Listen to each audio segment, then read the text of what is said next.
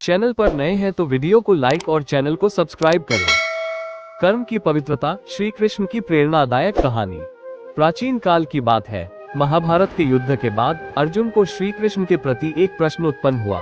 उन्होंने श्री कृष्ण से पूछा, तारांकन, हे माधव, जब मैं आपके साथ था तब भी कई बार मन में संदेह उत्पन्न हुआ। आप हर कार्य को इतनी सहजता और पवित्रता से कैसे करते हैं, तारांकन? श्री कृष्ण मुस्कुराए और बोले, हे पार्थ, कर्म का मूल उद्देश्य सेवा और समर्पण होना चाहिए, न कि केवल फल की इच्छा।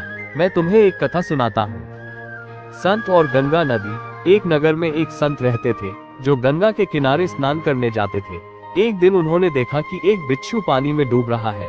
दया के वशीभूत होकर उन्होंने उसे बचाने के लिए हाथ बढ़ाया। बिच्छू ने डंक मार दिया, जिससे संत का हाथ कांप गया और बिच्छू फिर से पानी में गिर गया। संत ने दोबारा प्रयास किया, लेकिन बिच्छू ने फिर डंक मार दिया।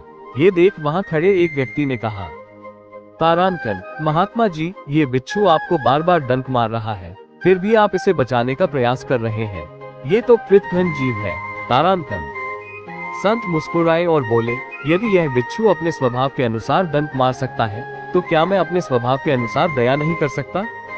श्री कृष्ण का संदेश। श्री कृष्ण ने अर्जुन से कहा, हे पार्थ, कर्म का पवित्र होना ही सबसे बड़ा धर्म है। जैसे संत ने अपने स्वभाव को नहीं छोड़ा, वैसे ही हमें भी अपने कर्तव्यों को पूरी निष्ठा और समर्पण से निभाना चाहिए।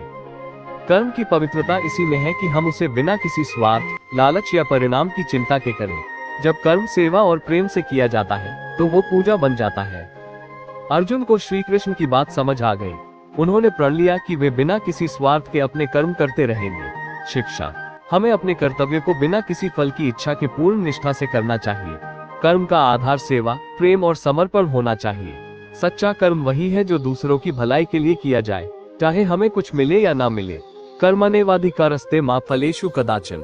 कर्म करने में तुम्हारा अधिकार है, लेकिन उसके फल की चिंता मत करो।